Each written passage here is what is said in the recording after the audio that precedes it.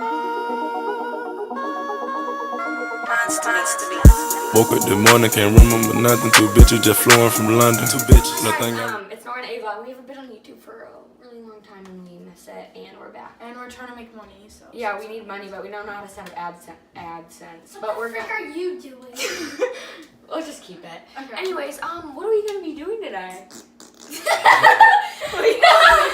Okay. Anyways, what are we doing today? We're gonna be teaching you guys how to make soup. Yeah, just in case, because we have a suggestion Why? from Frank Chen, and he wants us to make a new video. So this is what we're gonna be So doing. first you get a plate. And So yeah, we this got is the My Little we have that, and that will work perfect for us. Anyways, so bring it over here. And this is our selections that we have. We have all these, and I think we want to go with Raisin Bran. Oh yeah, I think that's the best choice for us right now. And this just makes So first so you're gonna wanna put it on your plate. yeah. Ooh. Oh We're not gonna eat that much, so we're just gonna put a little yeah, portion. we just want a little.